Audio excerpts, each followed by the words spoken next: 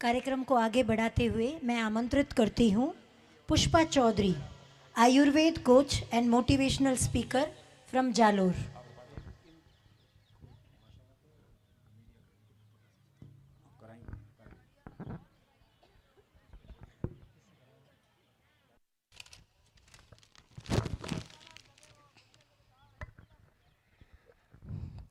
आंजना समाज की यहाँ पधारी हुई सभी महिलाओं, सभी माताओं, बहनों और सभी महानुभाव को मेरा सत सत नमन।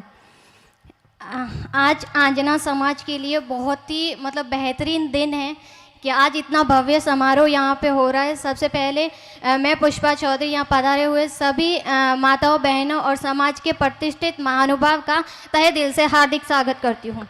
आज का दिन बहुत ही खुशी का दिन है, क्योंकि जो कभी एक्सेप्ट भी नहीं किया था, जो कभी सोचा भी नहीं था कि कभी इतनी सारी नारी शक्ति एक मंच के नीचे वहाँ पे सम्मिलित होगी और नारी शक्ति का भी दिन मनाया जाएगा आंजना समाज में। तो ये हमारे समाज के लिए बहुत ही गर्व वाली बात है, क्योंकि जैसे मैंने पहले भी सुना है कि बहुत सारे सम्मेलन हम लोगों ने देखा है। आंजना समाज का हमारा बहुत बड़ा सम्मेलन भी हुआ था, लेकिन ये जो सम्मेलन है ये बहुत याद रहेगा लोगों को, क्योंकि ये नारी शक्ति का पहला सम्मेलन है और ये पहली शुरुआत है, ये पहला आगाज है कि आने वाले टाइम में ये नारी शक्ति जरूर कुछ बड़ा करके दिखाएगी।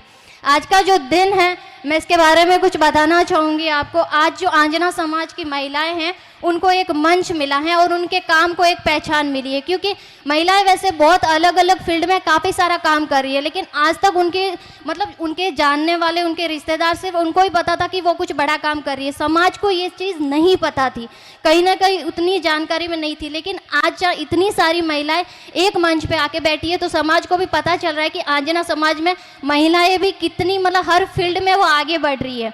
आज मैं बात करूं यहाँ पे तो महिलाओं को सशक्त बनाना एक बड़ी जिम्मेदारी है और मैं गर्व महसूस कर रही हूँ कि आंजना समाज ने और हमारी साध्वी माता जी भगवती बाई जी के सानिध्य में ये नारी शक्ति का सम्मेलन आज आयोजित हुआ है और इतना भव्य आयोजन हुआ है। आज यहाँ उपस्थित आंजना समाज की बहनों से मेरा यही निवेदन है कि अगर हमारे माता पिता हम पर भरोसा करते हैं, हमें पढ़ने की इजाज़त देते हैं, हमें जैसे सभी लोगों ने बोला कि भाई लड़कियों को पढ़ाना तो चाहिए, लेकिन अगर वो हम पे भरोसा कर रहे हैं, हमको पढ़ाने के लिए वो बाहर भेज रहे हैं, हमको नौकरी के लिए बाहर भेज रहे हैं, तो ये हमारा भी फर्ज बनता है कि हम उनके विश्वास पे खरे उतरे। हम कोई गलत कदम नहीं उठा के हम सही रास्ते पे चल के एक अच्छी मेहनत करके अपने माता पिता और अपने आंजना समाज का नाम रोशन करें।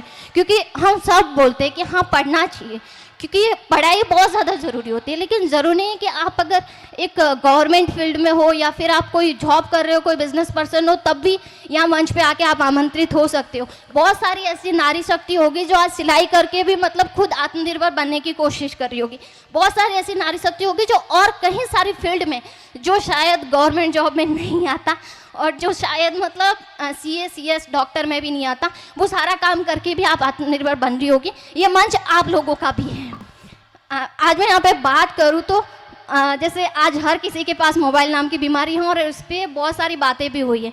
मोबाइल का इस्तेमाल वहीं तक करें जहाँ तक हमारे फ़ायदे के लिए हो। अगर हमें लग रहा है कि ये मोबाइल मेरा ज़्यादा टाइम खा रहा है तो उस इस्तेमाल को बंद कर दीजिए, क्योंकि ये और किसी के सपनों को नहीं तोड़ेगा और किसी का नुकसान नहीं होगा। आप मोबाइल यूज़ कर रहे हो तो नुकसान हम खुद का कर रहे हैं और किसी का भी नहीं कर रहे हैं, क्योंकि आपका टाइम वेस्ट हो रहा है। कहीं ना कहीं आपके सपने पीछे रह जाएंगे और जब उम्र बीत जाएगी तब आपको लगेगा कि मेरा सपना कहाँ, अब मेरी उम्र बीत गई, फिर आप कभी कुछ कर भी नहीं पाओगे। अगर करने का सोचोगे तब भी।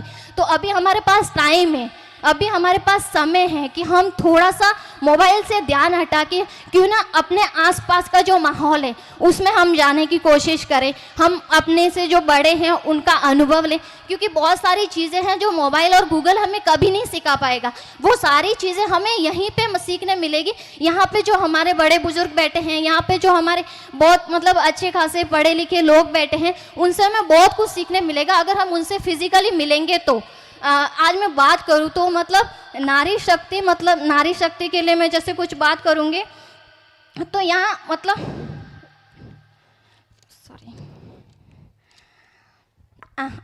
आंजना समाज की बहनों से मैं एक बात कहना चाहूँगी कि हमारा जो लक्ष्य है, हमारा लक्ष्य पुरुषों के बराबर जाने का नहीं है, क्योंकि पुरुषों के बराबर नहीं जाने का। हमारा लक्ष्य है हमारी एक अलग पहचान बनाने का, कि नारी शक्ति एक अलग ही पहचान अपनी बनाएगी, ये हमारा लक्ष्य होना चाहिए।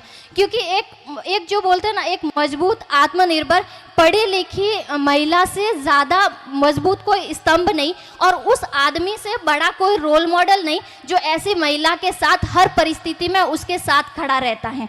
अगर मैं मेरे बारे में कुछ बताऊं, नाम पुष्पा चौधरी है, बाला जालोर से बिलोंग करती हूं, ससुराल सराना में है। देवाराम जी चौधरी बाला मेरे पिताजी हैं, और महेंद्र जी मेरे जीवन साथी हैं, और ससुराल सराना में नैनाराम जी पौन किया है।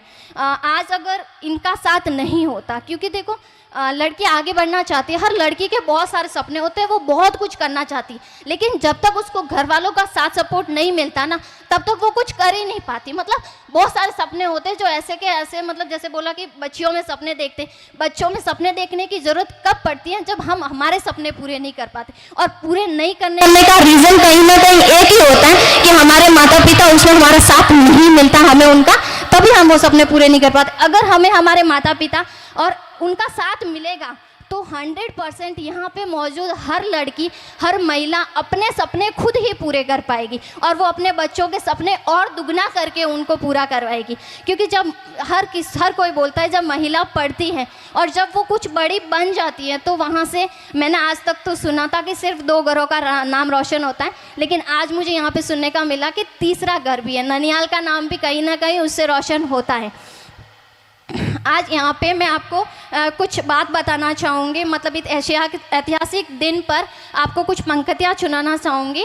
आया समय उठो तुम नारी, आया समय उठो तुम नारी, युग निर्माण तुम्हें करना है, आज़ादी की खुदी नींव में तुम्हें प्रगति पत्थर भरना है, आज़ादी की खुदी नींव में तुम्हें प्रगति पत्थर भरना है। अपने को कमज़ोर न समझो, जननी हो संपूर्ण संस्कृति की, अपने को कमज़ोर न समझो, जननी हो संपूर्ण संस्कृति की, आहट हो स्वर्णिम आगत की, तुम्हें नया इतिहास समाज का अपने कर्मों से ही रचना है, अपने कर्मों से ही रचना है। फिर एक बार धन्यवाद देना चाहूँगी आंजना पटेल समाज का और माताजी श्री भगवती बाई का, जिन्होंने मुझे यहाँ पे बोलने का अवसर दिया। जय राजेश्वर भगवान की, जय आंजनी माता की, जय माताजी भगवती बाई जी की, जय आंजना पटेल समाज की, जय।